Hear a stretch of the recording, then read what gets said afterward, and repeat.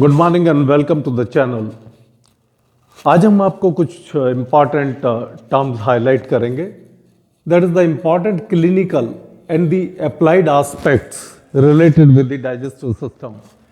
हमारे digestive system से related कुछ ऐसे क्लिनिकल टर्म्स हैं जो कि यूँ समझिए कि कुछ ऐसी क्लिनिकल प्रॉब्लम्स हैं जो कि डाइजेस्टिव सिस्टम के साथ जिनका डायरेक्ट संबंध है और जिनमें से हम कुछ इम्पॉर्टेंट को आज हाईलाइट करेंगे और वो आपके सामने वन बाय वन करके। Number one is the dental caries. हम आपको थोड़ा सा ब्रीफ में बताएंगे that what is the dental caries. देखिए, dental as the name is indicated that the dental, जैसे कि नाम इंडिकेट कर रहे हैं, dental means related with the our teeth, related with our, हमारे दांतों के साथ जो डेंटल प्रॉब्लम है, that is the for example the dental caries. Dental caries means the decaying, हमारे दांतों के अंदर कोई उसके अंदर डैमेज होना, that is the dental caries.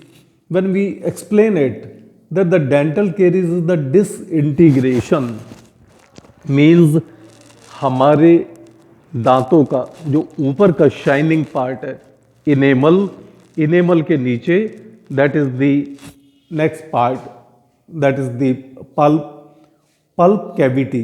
जो पल्प कैविटी डीपर पार्ट है, अगर उसके वहां तक अगर कोई डैमेज होना शुरू हो जाए, the disintegration of one of the calcified structures covering the pulp cavity, हमारी पल्प कैविटी के ऊपर की जितने भी स्ट्रक्चर्स प्रेजेंट हैं, अगर कोई वहाँ हमारा पार्ट डैमेज हो करके पल्प कैविटी तक पहुँचता है, that is called as the dental caries.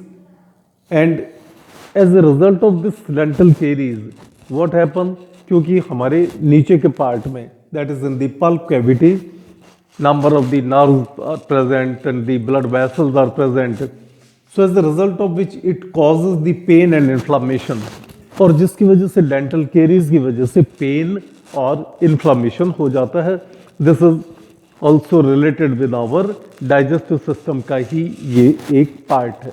Next, what is the gastroesophageal reflux disease which is also called as the GERD or GERD, that is called as the GERD. What is that?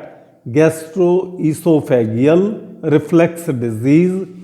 That means the reflex of acidic contents of the stomach into the esophagus. हमारे stomach के अंदर अगर acidic contents यानी कि hydrochloric acid, gastric acid, हमारा जो कि gastric juice में प्रेजेंट है, जो कि गैस्ट्रिक जूस के अंदर प्रेजेंट है, that is the hydrochloric acid, उस कंटेंट्स का, एसिडिक कंटेंट्स का स्टोमक का ईसोफेगस के अंदर वापस आ जाना, दैट मीन्स स्टोमक से ईसोफेगस में फूड पाइप के अंदर उसका आना, that is called as the GERD और gastroesophageal reflux disease, which is normally it is seen in the pregnancy as well as in case of the hernia cases. तो उन cases के अंदर ये आमतौर पर देखा जाता है। Next is what is the dysphagia. Dysphagia भी हमारा डाइजेस्टिव सिस्टम से रिलेटेड है।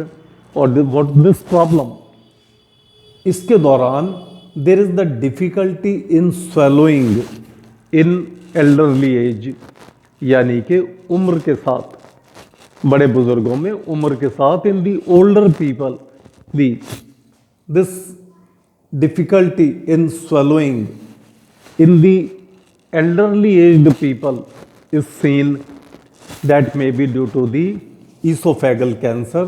तो ये उसकी वजह से भी हो सकती है कि उनको फूड मटेरियल को निगलने में प्रॉब्लम होती है, जिसका नाम दिया गया है the dysphagia. Next, the peptic ulcer. Peptic ulcer, what is the peptic ulcer? Peptic ulcer का मतलब है कि हमारे स्टमक की mucus layer, that is a mucus जो कि म्यूकोसा हमारी लेयर को कवर करके रखता है, म्यूकोसल लेयर का डैमेज हो जाना ड्यू टू दी एसिड।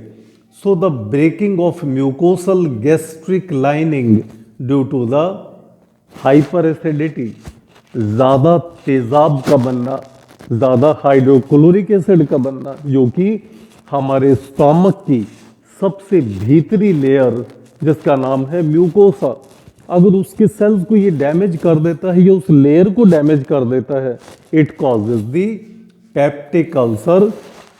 उस ऐसी कंडीशन में the person whatever takes it causes the burning sensation और जलन का महसूस होना, that causes the burning sensation called as the peptic ulcer. What is the vomiting? Vomiting जिसको आम भाषा में वमन या उल्टी का आना कहा जाता है। What is this? ये भी हमारे डाइजेस्टिव सिस्टम से रिलेटेड है।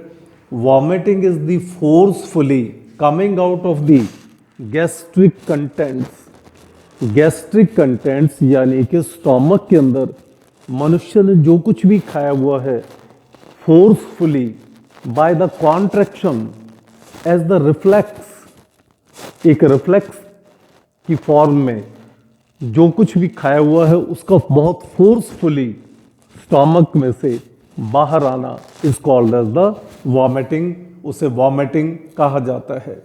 What is the diarrhoea? Also related with the digestive system, क्योंकि डाइजेस्टिव सिस्टम के दौरान बहुत सारे ऐसे कॉजेज बनते हैं विच क्रिएट्स द डायरिया, जो डायरिया का कारण बनता है।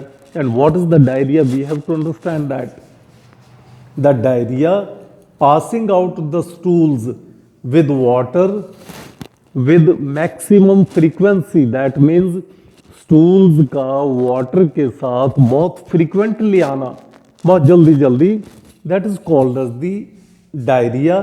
and or up you can say that the running stool means coming out the stool very quickly causes maybe bacterial, maybe viral, or may be any toxic reason.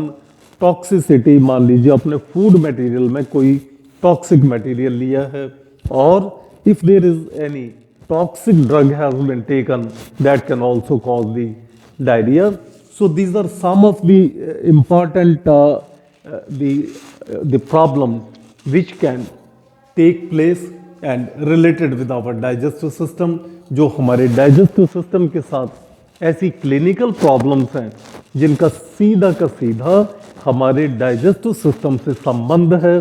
और these of course these have been highlighted only few, हमने कुछ को आपके सामने रखा है। Of course there are number of such type of the problem which are related with the digestive system, but some of the important we have highlighted: dental caries, gastroesophageal reflux disease, then the dysphagia, peptic ulcer, vomiting, diarrhea. Thank you very much.